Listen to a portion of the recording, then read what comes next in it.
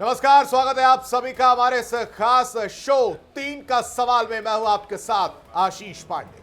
नमस्कार, मैं हूं आपके साथ गीतू चौहान और मेरे साथ है मेरी सहयोगी नैना। आज 3 के सवाल में बात करेंगे लखनऊ के किंग जॉर्ज मेडिकल यूनिवर्सिटी की। यहां पर अगर बात की जाए तो केजीएमयू से जुड़े तमाम नए खुलासे निकलकर सामने आ रहे हैं। धर्मांतरण मामले में भी बड़ा खुलासा हुआ है।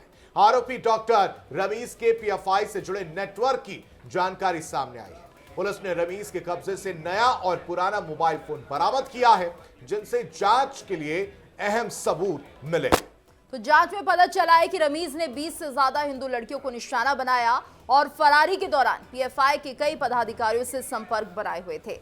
मोबाइल डेटा से यह भी सामने आया कि रमीज ने पीएफआई से कानूनी मदद लेने की कोशिश की थी और इसी बीच पुलिस को केजीएमयू से एक सीक्रेट रिपोर्ट भी मिली है, जिसमें 2 महिला स्टाफ और एक डॉक्टर पर धर्मांतरण रैकेट चलाने के गंभीर आरोप हैं। बताया जा रहा है कि इन आरोपों के खिलाफ कई बार केजीएमयू प्रशासन को शिकायतें की गई थी, लेकिन प्रशासन ने कार्रवाई नहीं की। जांच एजेंसियां इस पूरे मामले से जुड़े नेटवर्क और संरक्षण का पता लगाने में जुटी हैं, जबकि केजीएमयू के जिम्मेदार अधिकारी अब तक चुप्पी साधे हुए हैं। यह मामला अब एक बड़े राजनीतिक और सामाजिक विवाद का रूप ले चुका है और आने वाले दिनों में इसकी जांच और कार्रवाई तेज होने की उम्मीद है। और वहीं अब सवाल उठते हैं कि इसमें क्या केजीएमयू में धर्मांतरण का संगठित नेटवर्क चल रहा था, और इन्हीं सवालों के जवाब तलाशने की कोशिश करेंगे। दूसरा सवाल, क्या आरोपी डॉक्टर रमीज के पीएफआई कनेक्शन कितने ज्यादा गहरे हैं?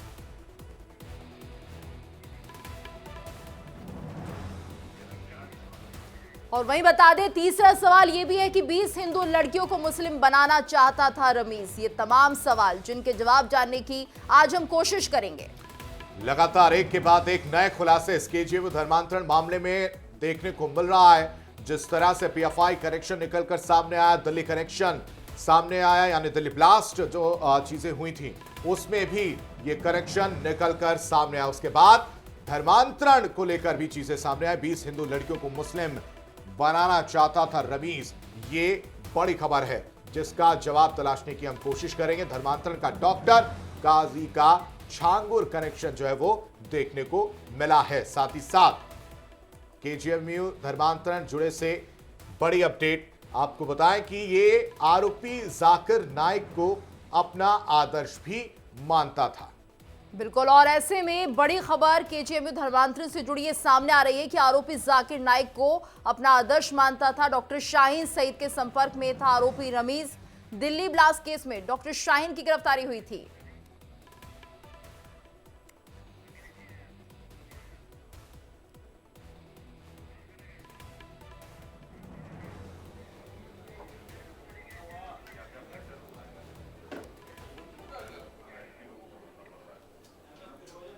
तो देखिए लगातार सवाल उठ रहे हैं अब ऐसे में कि क्या कुछ इसकी नियत थी, किस तरह से 20 लड़कियों को ये धर्मांतरण के चंगुल में फंसाने की कोशिश कर रहा था। इसी पर चर्चा करने के लिए हमारे साथ मेहमानों का खास पैनल भी जुड़ चुका है। हमारे साथ आचार्य डॉक्टर रामविलास चतुर्वेदी जी जुड़े हुए हैं, हिंदू धर्मगुरु हैं, और वही हमारे साथ डॉक्टर फिरोज मंसूरी जी जुड़ गए हैं, पॉलिटिकल एनालिस्ट हैं।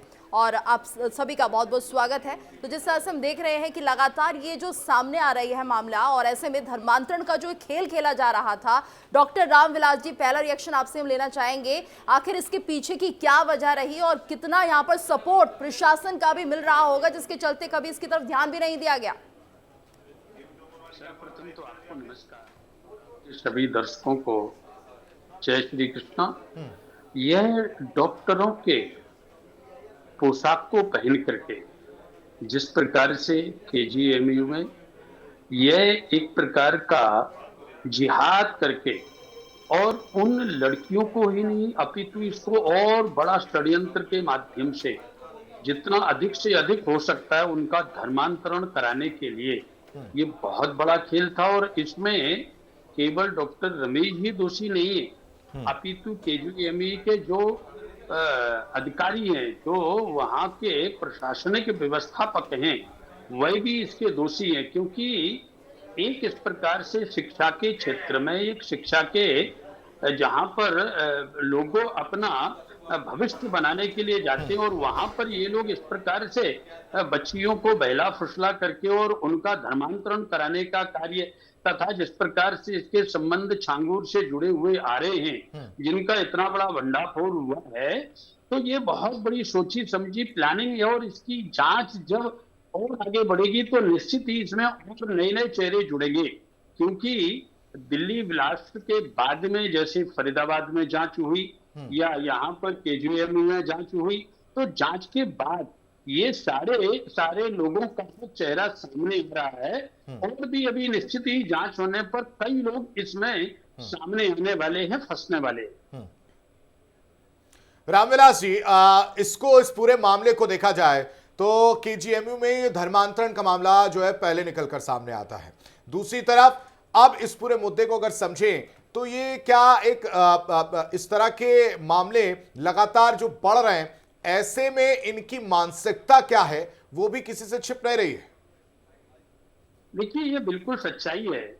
आज ये पूरे भारतवर्ष में ही नहीं, हर प्लेटफॉर्म पर ये चर्चा हो रही है कि जिस प्रकार से ये सोची समझी साजिश के तहत केवल भारत के ही नहीं, अपितु इसमें कोई ना कोई विदेशी फंड का या विदेशी लोगों का या उन लोगों हमारे साथ रमीज रजा मुस्लिम स्कॉलर भी जुड़े, बहुत स्वागत है सर आपका। रमीज जी, एक मानसिकता जो है वो देखने को मिलती है, धर्मांतरण की बातें जो निकलकर सामने आ रही, कानून बनाए गए हैं, उसके बाद भी ये धर्मांतरण के मामले जो है वो रुक नहीं रहे, और अब एक आतंकी कनेक्शन। नहीं, मैं ये समझता हूँ कि बीजेपी के पास अब बच्चों के लिए, यूथ के लिए, भारत के लोगों के लिए कोई जॉब नहीं है, कहीं कोई फैसिलिटी दे नहीं रहे हैं, महिलाओं की सुरक्षा कर रहे हैं, तो इन्हीं फालतू चीजों पर नहीं, आपको फालतू चीजें लग रही हैं क्या रमीज जी? ये फालतू चीजें हैं। अब देखिए मैडम, अब मैं बोल रहा हूँ तो आप मुझे नहीं, आप कैसे कह सकते हैं? अगर आपको कोई आपके धर्म के लोगों को हिंदू बना दे तो आपके लिए फालतू चीजें हो जाएंगी। मैडम अभी मैं बता रहा हूँ, लास्ट मंथ उत्तर प्रदेश के अंदर कुछ मुस्लिम परिवारों ने सनातन धर्म को जो है एक्सेप्ट किया, मुझे कोई एतराज नहीं है। अब कोई मुस्लिम धर्म को एक्सेप्ट कर रहा है तो आपको मतलब नहीं सर, एक्सेप्ट करना और जबरदस्ती धर्मांतरण करना, उसमें जमीन आसमान का अंतर है। आप अपनी बात कंप्लीट करें और इसको ध्यान में रखिए, ठीक है? जबरदस्ती अगर कोई इस तरह की चीजें कर रहा है तो आप उस पर कानूनी कार्रवाई कीजिए, उसको जेल में डालिए। लेकिन मैं बता रहा हूं कि इस देश में सिर्फ और सिर्फ सुबह से लेकर शाम तक फिर रात तक इन्हीं फालतू चीजों पर डिबेट हो रही है। कोई भी यूथ के लिए बात करने को राजी नहीं है, महिला की सुरक्षा पर कोई बात करने को राजी नहीं है। हर दिन मतलब ये फालतू की डिबेट सर, देखिए फिर जो चीज उन्होंने टोकी वही मैं टोक रहा हूं आपको, ये फालतू की डिबेट हो गई। मतलब जो आप लोग की मानसिकता होती है, जिस तरह से मानसिकता है, उसको अगर उजागर किया जा रहा है, उसको अगर सामने लाया जा रहा है, तो वो फालतू की डिबेट हो गई। बिल्कुल, और इस बात का रिएक्शन हम लेंगे। चलिए ठीक है, आपके लिए फालतू की डिबेट है। हमारे साथ फिरोज जी भी जुड़े हुए हैं, मेरी सहयोगी नैना भी हमारे साथ जुड़ी हुई है। नैना, आप इनसे सवाल ले सकती हैं, क्योंकि लगातार जिस तरह से धर्मांतरण हो रहा है, ये फालतू की बात तो नहीं है। डॉक्टर फिरोज जी हमारे साथ जुड़े हैं। नैना जी, शुक्रिया गीतू और शुक्रिया आशीष। लेकिन फिरोज मंसूरी जी, मुझे एक बात बताइए, यहाँ पर एक तरफ रमीज रजा को ये फालतू की डिबेट या फालतू के इस तरह के विषय अगर नजर आते हैं, खासतौर से रमीज मलिक की अगर हम बात करें, रमीज मलिक पर क्या आरोप है ये आप भी जानते हैं, हम भी जानते हैं। रमीज मलिक का इन्वॉल्वमेंट किस रूप में रहा है? रमीज मलिक जाकिर नाइक को अपना आदर्श मानता था। जाकिर नाइक को आप क्या मानते हैं, मुझे जरा ये बताइए। और अगर सब कुछ बहुत इतना ज्यादा गुडी गुडी था, तो आखिर क्यों रमीज मलिक को पीएफआई से भी ये कहा जाए कि कनेक्ट होने के बाद में कानूनी मदद मांगने की जरूरत पड़ गई? हालांकि यूपी में सख्ती की वजह से उसको रियायत नहीं मिल पा रही है, लेकिन जब सब कुछ इतना अच्छा है तो रमीज मलिक क्यों इस तरह से लगातार जगह जगह पीएफआई से मदद की गुहार लगा रहा है? और अगर जाकिर नाइक से उसका कनेक्शन है, तो ये तो स्पष्ट हो जाता है कि मामला जितना साधारण आपको नजर आ रहा है उतना है नहीं। सबसे पहले तो गीतू जी और आशीष जी और नैना जी, सबसे पहले जय हिंद, जय भारत, जय संविधान।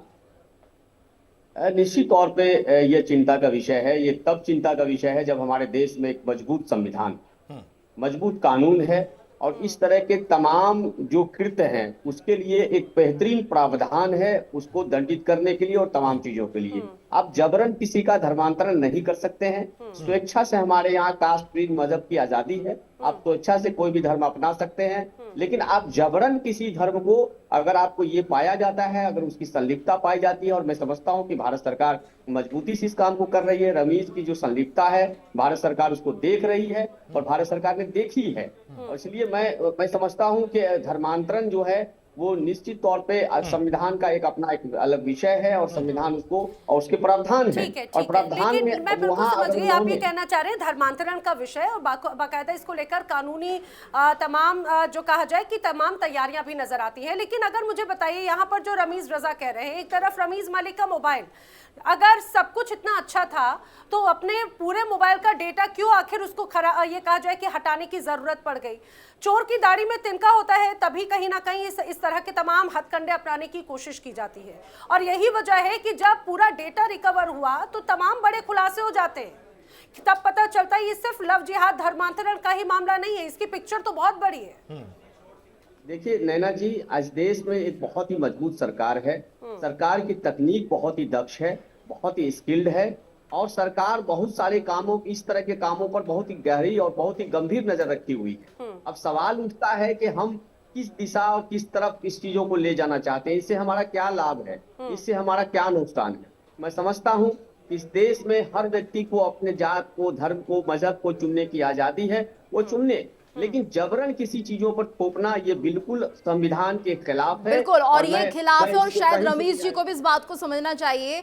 रमीज रजा जी भी हमारे साथ जुड़े हैं। रमीज जी, आपको नहीं लगता ये गलत है, नाम बदलकर फेसबुक के जरिए अगर आप लड़कियों को, हिंदू लड़कियों को टारगेट करते हैं कि वो मुस्लिम बन जाए, तो आप इसे क्या कहेंगे? क्या ये फालतू की डिबेट आपको लग रही है? क्या इस पर विचार मंथन नहीं होना चाहिए कि आपके समाज के लोग कहाँ जा रहे हैं?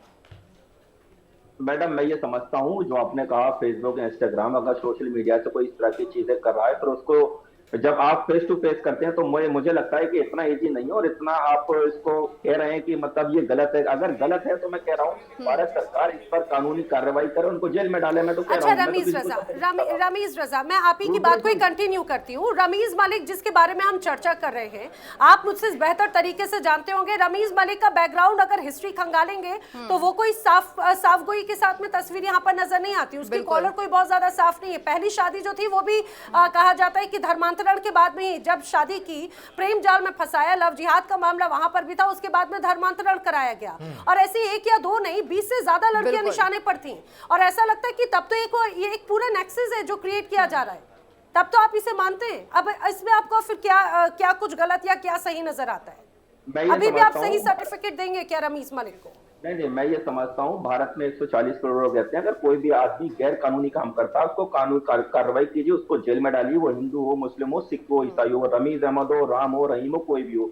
दूसरी चीज, अभी हमारे जो मित्र कह रहे थे कि भारत के अंदर बहुत मजबूत गवर्नमेंट है, बहुत स्ट्रॉन्ग है, बहुत सब पे निगरानी करे। अरे सर, 1 महीने से ज्यादा हो गया बांग्लादेश के अंदर हमारे हिंदुओं पर आप अत्याचार अभी तक रोक नहीं पाए, तो आप ये मान रहे हैं कि हमारी सरकार और रमीज रजा, ये टॉपिक को आप डाइवर्ट करने की कोशिश ना करें। बांग्लादेश एक स्वतंत्र देश है, वहां की अपनी पॉलिसीज है, हिंदुस्तान की अपनी पॉलिसीज है, डिप्लोमेटिक पॉलिसीज का एक अलग तरीका होता है, और वो उस पर एक्शन बखूबी लिया जा रहा है। पहले जरा घर के अंदर की बात को समझाइए।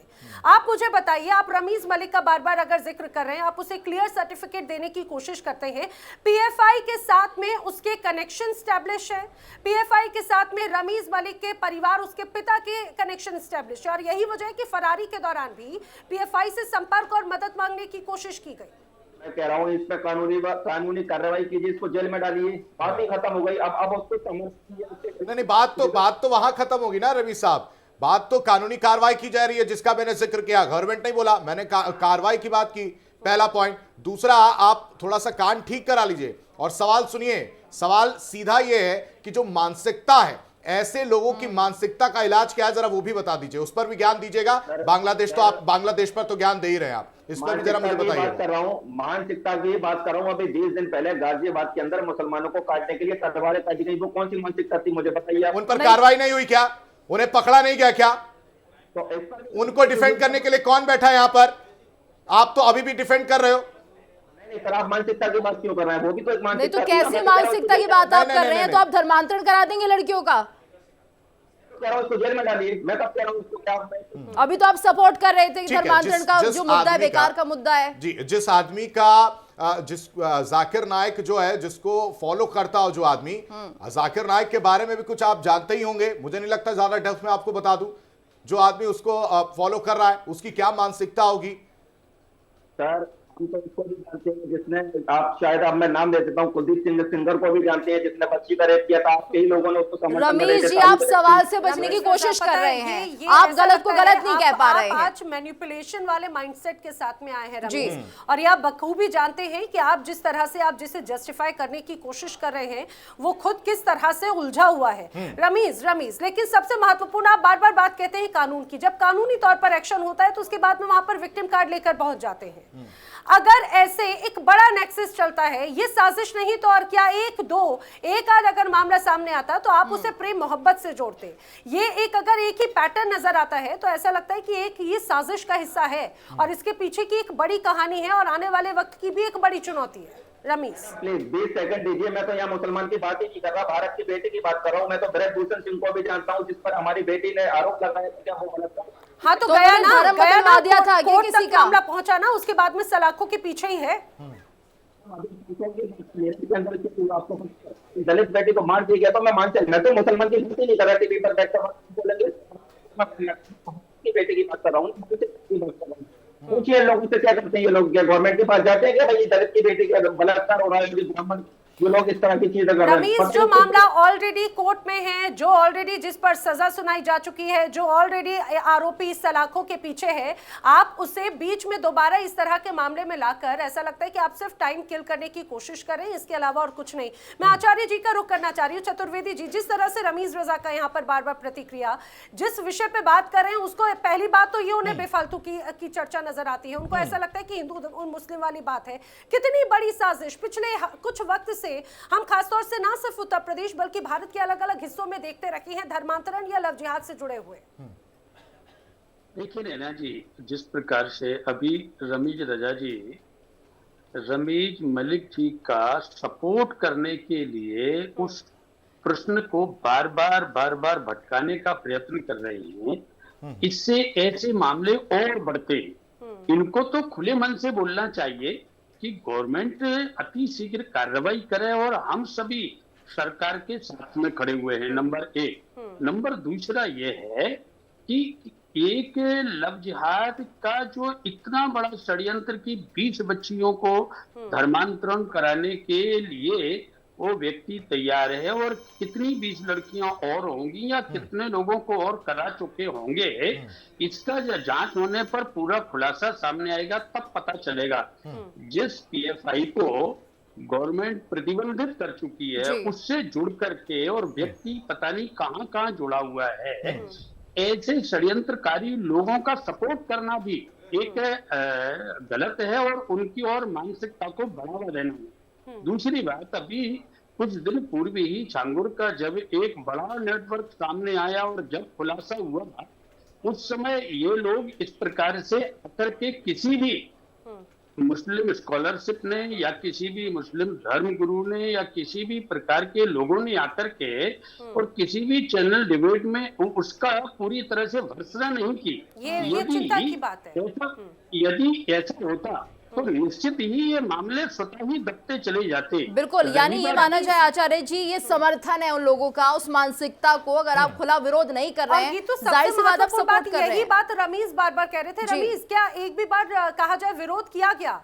यही बात जो यहाँ पर अभी चतुर्वेदी जी आचार्य जी पूछ रहे हैं। आप एक तरफ बात आवाज बुलंद करने की कहते हैं, लेकिन इतने बड़े खुलासे हुए, बड़े स्तर पर लड़कियों को टारगेट करने की बात हुई, क्या एक भी बार छांगुर जैसे व्यक्ति का भी आपकी तरफ से उसकी निंदा की गई और ये कहा गया कि ये ऐसे लोग सीधे सीधे इस्लाम को कलंकित करते हैं? मैडम, मैंने पहले ही आपको पहले यही कहा कि ऐसे लोगों पर कानूनी कार्रवाई कीजिए, इनको जेल में डालिए। लेकिन उसके बाद मैंने आपसे ये कहा कि इस तरह का लोग अगर किसी भी मजहब में है तो उसको सपोर्ट नहीं कर सकते। मैंने कहा कि हमारे जो देश की बेटियां हैं उनके साथ जो इस देश में हो रहा है उस पर कौन आवाज उठाएगा? रमेश जी, आप मामले को गुमराह करने की कोशिश कर रहे हैं। आप कह रहे हैं देश की बेटियों के साथ ऐसा हो रहा है। हम बात कर रहे हैं धर्मांतरण क्यों किया जा रहा है, क्या मानसिकता है, क्यों आप ऐसा कर रहे हैं कि नाम बदलकर लव जिहाद करते, 20-20 शादियां आप कर लेते हैं, उसके बाद उन लड़कियों को छोड़ दिया जाता है धर्मांतरण करने के बाद? आप सुनने को राजी नहीं है। मैं कह रहा हूँ इस देश में मुसलमान जो है वो हिंदू। मुझे लगता है रमीज रजा आपको और चीजों को थोड़ा डिटेल में पढ़ने की जरूरत है। हिंदुस्तान में महिलाओं के प्रति इतने सख्त कानून है, जीरो टॉलरेंस की नीति सिर्फ उत्तर प्रदेश में। आप भी जानते हैं पिछले 10 साल में और उसके पहले की तस्वीर, शाम को 7 बजे के बाद में बेटियां घर से बाहर नहीं निकला करती थी और आज की स्थिति जरा देखिएगा, जीरो टॉलरेंस की नीति। और आप जैसे उसी जीरो टॉलरेंस की बात करते हैं ना कि मुख्यमंत्री योगी आदित्यनाथ खुद इस पर जो है इन्वॉल्व होते हुए नजर आ रहे हैं और आज शाम तक जो है वो इस पर बैठक भी करेंगे और उसको लेकर रिपोर्ट भी लेते हुए नजर आएंगे। तो उसी जीरो टॉलरेंस की ये एक कहीं ना कहीं एग्जांपल है। राजनीतिक विश्लेषक का मैं रुख करना चाहूंगा और समझना चाहूंगा सर, देखिए कहीं ना कहीं ये भी बहुत जरूरी हो जाता है कि इस तरह की मानसिकता का इलाज किया जाए। दूसरी तरफ पिछले कुछ समय से चाहे दिल्ली ब्लास्ट की अगर हम बात की जाए, जिस तरह से करेक्शन निकलकर सामने आ रहा है, व्हाइट कॉलर जो पहले पैसों के लिए इस्तेमाल हम लोग शब्द यूज करते थे, अब डॉक्टर्स को अगर देखा जाए तो ये पढ़े लिखे लोग जो हैं वो निकलकर सामने आ रहे हैं। इसको कैसे देखा जाए? आशीष जी, देखिए चीजों को समझने की जरूरत है और हमारे रमीज भाई जो रमीज रजा जी जो बैठे हुए हैं उनको समझने की जरूरत है। उनको पता होना चाहिए कि 2014 के बाद भारत में एक बहुत ही मजबूत सरकार आ गई और वो जिस विषय की तरफ इशारा कर रहे हैं ना, चीजों को समझने की बेहद जरूरत है उनको। वो समझ नहीं रह पा रहे हैं। भाई आज जिस देश में नारी को पूजा जाता है, जिस देश में नारी को एक शक्ति का रूप माना जाता है, उस देश में अगर इस तरह से डोले शोले के साथ मसला दूसरे स्टेशन को धरा दिया जाता है और उस पर गहरी साजिश ली जाती है, तो रमीज जी समझ नहीं रहे हैं आप। आपको इसको समझना चाहिए। आप लगता है कि आप बात नहीं समझ रहे हैं। आप 2014 नहीं समझ रहे हैं, 2019 नहीं समझ रहे हैं, आप 2025 नहीं समझ रहे हैं। आप हकीकत से बाहर हैं। आप समझिए इस बात को, पहले तो इसको समझिए आप कहां ले जाना चाह रहे हैं। अरे भाई, इस देश में एक मजबूत सरकार है, बेटियों की सुरक्षा हो रही है। फिरोज मंसूरी जी, शायद यही एक बड़ी वजह है जिस जीरो टॉलरेंस नीति की हम बात करें कि तभी छांगुर जैसे लोग या रमीज मलिक जैसे लोग सलाखों के पीछे हैं। तो इसके पहले ना जाने कितनी बच्चियों का, कितनी मासूम लड़कियों का ये लोग शिकार करते रहे। ऐसे तमाम बड़े नेक्सस सामने आते रहे जिन पर बड़ा कोई एक्शन नजर नहीं आया, इसमें कोई शक नहीं। कब तक ऐसा कीजिएगा? चीजों को समझिए। सलमान खान, शाहरुख खान, आमिर खान, कब तक? 20, 25, 40 विश्वविद्यालय के प्रोफेसर का एक लंबा चौड़ा लिस्ट है। एक बहुत सारा कांड हो रहा है अभी हमारे देश में, बहुत सारी चीजें हो रही है। अब हमारी सरकार मजबूती से उसको देख रही है, आप नहीं समझ रहे हैं।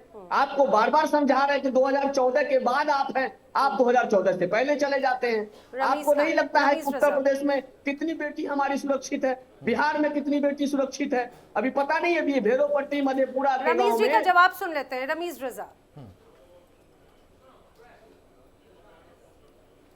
रमीज आपको आप तक आवाज पहुंच रही तो आप कुछ रिएक्शन दे रहे थे जी। मैडम, मैं ये कह रहा हूँ कि देखिए पूरे देश में जो हो रहा है, अगर कोई गलत कर रहा है तो उस पर आप क्या कर सकते हैं? आप जाकर उसको ना तो गोली मार सकते हैं, ना आप उसको तलवार से काट सकते हैं। आप क्या कर सकते हैं? इस देश में कानून है तो कानूनी कार्रवाई करेंगे। रमीज जी, विरोध तो कर सकते हैं आप कि यहाँ गलत हो रहा है, गलत मानसिकता के साथ ये सब हो रहा है, धर्मांतरण क्यों हो रहा है, आपकी कौम को बदनाम किया जा रहा है ना।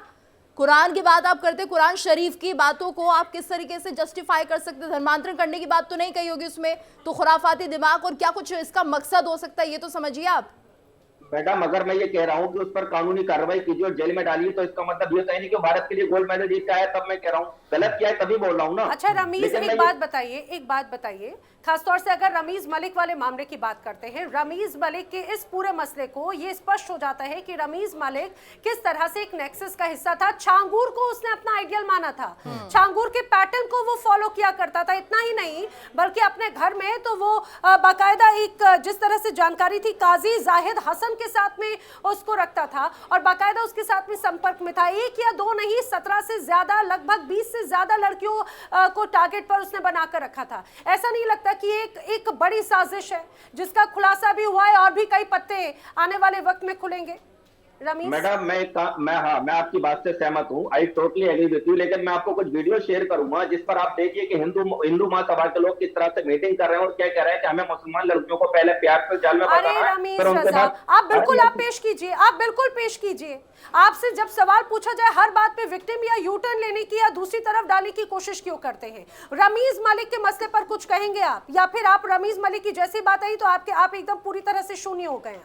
मैडम मैं तो कह रहा हूँ कि ये सारी चीजें गलत हैं, इन पर कानूनी कार्रवाई कीजिए, जेल में डालिए। अब आप अपने मेरे से ही चाहते हैं मैं कि AK-47 इन पर चला दूं, तो आप मुझे गवर्नमेंट से परमिशन दीजिए और AK-47 दिलवा दी, मैं चला देता हूँ, लाइए दीजिए। नहीं नहीं, ऐसा ये मत कीजिए, इसी- ऐसा मत इसी- कीजिए। आप सुनिए, AK-47 चलाइए इन लोगों की मानसिकता पर, आप इस सोच मुस्लिम पर। स्कॉलर हैं, यस, आप एक मुस्लिम स्कॉलर हैं और आप अपनी सोच देखिए, से, अपनी बिल्कुल। जुबान से और अपने विचारों से बहुत सी चीजें बदल सकते हैं। और आपने जिसका जिक्र किया था आप मुस्लिम स्कॉलर होकर कि हमें क्या करना चाहिए, मैं उस पर आता हूं। सबसे पहले आपको मदरसों में उन मौलवियों को बदलना चाहिए जो इस तरह की मानसिकता की पढ़ाई जो है पढ़वाते हैं। बिल्कुल। उन मदरसों में CCTV कैमरे भी लगने चाहिए ताकि क्या किया जा रहा उन पर नजर रखी जा सके। साथ ही साथ उनका डिटेल होना चाहिए कि वो कौन लोग हैं, कौन लोग पढ़ रहे हैं, कहां से आ रहे हैं, इन सारी चीजों की जानकारी जो है वो देनी चाहिए। वहां से शुरुआत करिए ना सर। समय बहुत कम है, हमारे साथ जुड़ने के लिए आप सभी मेहमानों का बहुत बहुत शुक्रिया। और अभी भी 3 के सवाल में जिस तरह से तस्वीरें निकलकर सामने, उससे एक बात तो साफ है कि कहीं ना कहीं जो ये मानसिकता है वो बहुत बड़ी परेशानी है, क्योंकि इस मानसिकता का कहीं ना कहीं इलाज करने की जरूरत है ताकि इस तरह की तस्वीर, लव जिहाद की तस्वीर और व्हाइट कॉलर आतंकी कनेक्शन देखने को ना मिले। फिलहाल अभी के लिए इस 3 के सवाल में अभी के लिए बस इतना ही। आप बने रहे इंडिया डेली के साथ, क्योंकि इंडिया डेली पर 24/7 अब इंडिया डेली आपके डिजिटल प्लेटफॉर्म पर लगातार जारी है।